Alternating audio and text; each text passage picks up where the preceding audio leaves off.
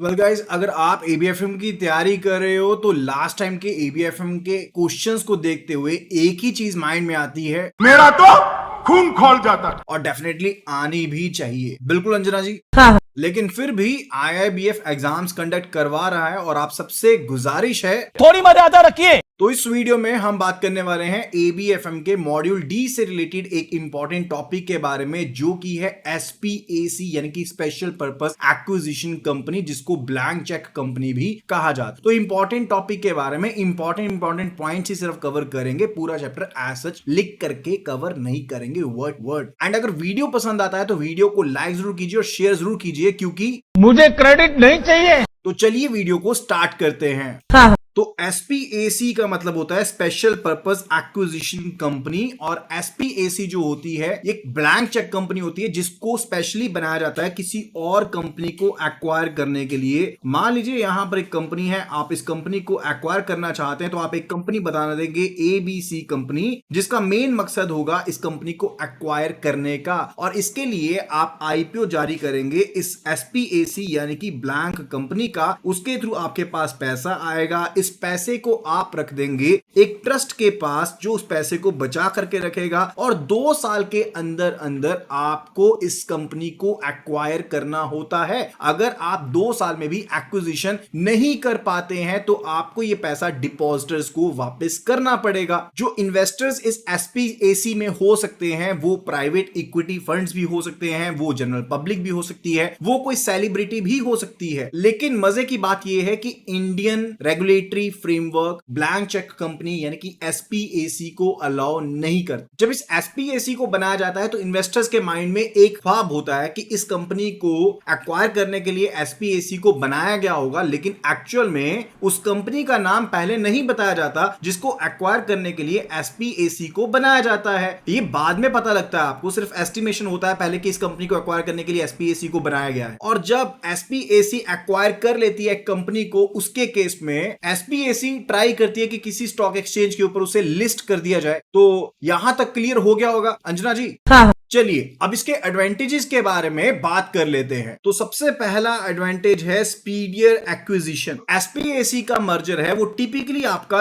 3 से 6 महीने में हो जाता है एवरेज बेसिस पर, लेकिन जो आईपीओ है उसको टाइम लग जाता है 12 से 18 महीने का। तो काफी कम टाइम पीरियड में आप मर्जर एंड एक्विजिशन का जो प्रोसेस है, आईपीओ का प्रोसेस है, वो कंप्लीट कर पाते। दूसरा एडवांटेज है डिस्कवरी ऑफ द प्राइस। अब इस केस में जो डिस्कवरी ऑफ प्राइस होती है रिलेटेड टू आईपीओ, वो मार्केट के द्वारा डिफाइन की जाती है। जब कंपनी को लिस्ट किया जाता है, कंपनी नेगोशिएट करती है प्राइस को before the SPAC, before the IPO is actually finalised. ठीक है, तो आप फाइनलाइजेशन से पहले नेगोशिएशन करते हैं जिस कंपनी को आपने एक्वायर करना होता है, एंड वो अपफ्रंट प्रोसेस होता है। एंड एक काफी ज्यादा फेवरेबल स्ट्रेटेजी है एक अनसर्टेन मार्केट के केस में, यानी कि जिस कंपनी को स्पैक ने एक्वायर करना होता है उसके साथ पहले ही नेगोशिएशन हो जाती है, उसके बाद जाकर के आप आईपीओ लेकर के आते हैं, क्योंकि आपको ये बेनिफिट देता है। तीसरा बेनिफिट है the need for the additional capital, यानी कि अगर अलग से और पैसे की जरूरत पड़ती है तो उस केस में स्पैक स्पॉन्सर जो है वो डेप्ट भी उठा सकते हैं या फिर पाइप भी उठा सकते हैं। पाइप बेसिकली वो पाइप नहीं कि जो बहती है पानी में या फिर पानी लेकर जाती है, वो नहीं। पाइप यानी कि private investment in public equity के थ्रू भी पैसा उठाया जा सकता है। मैंने आपको बताया था कि जो पैसा आईपीओ से आएगा वो ट्रस्ट के पास रखा जाएगा, और जो पैसा यहां पर इंटरेस्ट के रूप में मिलता है उसको स्पैक अपने वर्किंग कैपिटल पर्पस के लिए भी इस्तेमाल कर सकता है। चलिए फोर्थ एडवांटेज को समझते हैं स्पैक के। That's actually the marketing cost. अब मार्केटिंग कॉस्ट जो होती है इस सिनेरियो में वो काफी कम होती है, क्योंकि इस केस में आपको मर्जर के लिए अलग से इंटरेस्ट करने के लिए एडवर्टीजमेंट या मार्केटिंग नहीं करनी पड़ती है, और आपके पास जो स्पेशल नॉलेज होती है वो अवेलेबल रहती है, क्योंकि जो स्पैक बनाई गई है उसका मेन पर्पस ही एक्विजिशन का है। उसमें ऑलरेडी पर्सन ऐसे होते हैं जो कि एक्सपर्ट्स हैं इस पर्टिकुलर फील्ड के, एंड वो अपनी मैनेजरियल नॉलेज जो है उनके नेटवर्क का इस्तेमाल कर सकते हैं ताकि पर्टिकुलर कॉन्ट्रैक्ट आगे चल पाए। इसके अलावा कुछ और भी बेनिफिट है। सबसे पहला बेनिफिट है कि अगर किसी कंपनी को आईपीओ अपना लॉन्च करना होता है तो उसका टाइम काफी शॉर्टन हो जाता है, क्योंकि इसके केस में आईपीओ में 12 से 18 महीने लगने वाले हैं, काफी कम टाइम है। वैल्यूएशन और फाइनेंसिंग भी काफी आसान हो जाती है एंड स्पैक्स के ऊपर रेगुलेटरी कन्वर्जन्स भी कम होती हैं, रेगुलेशंस भी कम है। और एज आई टोल्ड यू, अगर आपने आईपीओ में जाना ही है तो काफी आसान प्रोसेस। अब एडवांटेजेस के साथ साथ कुछ एक डिसएडवांटेज भी। सबसे पहला जो डिसएडवांटेज है इन्वेस्टर के लिए। अब इन्वेस्टर को इस सिनेरियो में पता ही नहीं होता कि एक्चुअल में जिस पैक में वो पैसा इन्वेस्ट करने वाला है थ्रू द आईपीओ, वो पैसा एक्चुअल में लगेगा किस कंपनी में, क्योंकि उसको डिस्क्लोज ही नहीं किया जाता। एंड अगर पैक ने जो हाइप क्रिएट की थी अगर वो सही से काम नहीं करती है तो इन्वेस्टर को रिटर्न भी उतनी नहीं मिलती जितनी वो एक्सपेक्ट कर रहा होता है। और स्पैक का ये जो हाइप वाला क्राइटेरिया हो सकता है कि कम टाइम के लिए, तो वो अगर बबल बस्ट हो गया तो इन्वेस्टर्स को भारी नुकसान हो जाएगा। स्पैक में शुरुआती दौर में तो रेगुलेटरी कंप्लायंस काफी कम होती थी, लेकिन अब रेगुलेटर्स ने अपनी आंखें खोल ली।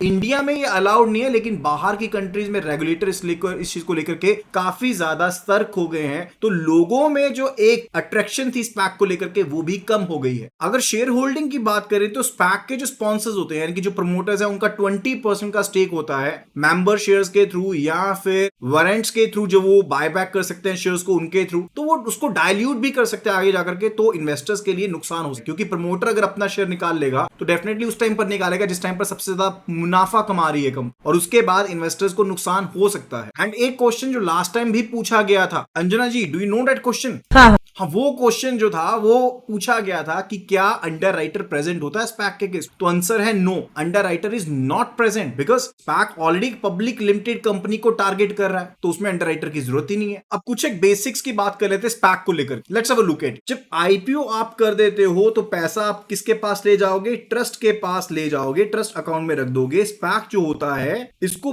18 से 24 महीने का टाइम पीरियड मिलता है कि इसको मर्जर को यहां पर फिक्स करना पड़ेगा with the target firm, and इस प्रोसेस को कहते हैं डी-स्पैकिंग। काफी अजीब सा नेम है, लेकिन टर्म सीधा एग्जाम में आ सकती है। और अगर स्पैक अपने इस मर्जर को कंप्लीट नहीं करता तो स्पैक को लिक्विडेट कर दिया जाता है और जो पैसा ट्रस्ट में पड़ा होता है वो वापस कर दिया जाता है इन्वेस्टर्स को। अब एक बार, क्योंकि अभी तक तो टारगेट पता ही नहीं था कि मर्जर कहां पे करना है, जब आईपीओ कंप्लीट हो जाएगा तो स्पैक बता देगा कि हमारा टारगेट कंपनी कौन सी है जिसमें हम मर्जर करना चाहते हैं, डी-स्पैकिंग करना चाहते हैं। अब यहां पर वोटर को राइट मिलता है कि वो वोट कर सकता है कि उस टारगेट में कंपनी को जाना चाहिए या नहीं जाना चाहिए, या फिर वो अपने शेयर्स को रिडीम भी कर सकते हैं। रिडीम का मतलब है कि शेयर्स को कर देंगे वापस, अपने पैसे ले लेंगे। और अगर स्पैक को मर्जर कंप्लीट करने के लिए अलग से पैसा चाहिए तो स्पैक पैसा भी बोरो कर सकता है, पैसा उठा भी सकता है डेब्ट के थ्रू या पाइप के थ्रू। पाइप का मतलब होता है private investment in public equity, right? या फिर अगर स्पैक के पास अलग से कुछ एसेट्स हैं तो स्पैक उनको सेल भी कर सकता है, वहां से भी पैसा ले सकता है। अगर हम स्टेक होल्डर्स की बात करते हैं इन केस ऑफ स्पैक, तो स्टेक होल्डर 3 तरह के रहते हैं स्पैक के केस में। सबसे पहले होते हैं स्पॉन्सर्स। स्पॉन्सर्स जो कि स्पैक को क्रिएट करते हैं, स्पैक की शुरुआत करते हैं,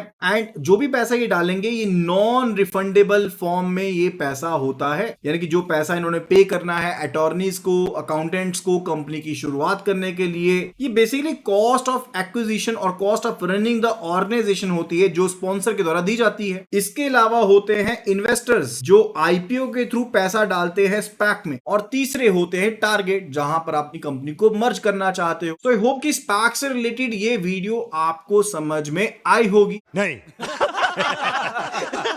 एंड अगर नहीं समझ में आई है तो आप हमें कमेंट सेक्शन में बता सकते हैं और अपना फीडबैक भी दे सकते हैं। इसी तरह की और वीडियोस के लिए बने रहिएगा। तो वीडियो को जल्दी से लाइक कर दीजिए और शेयर कर दीजिए अपने फ्रेंड्स कलीग्स के साथ, और जल्दी से चैनल को सब्सक्राइब कर लीजिए। तो करना, thank you so much and see you again. तो करना।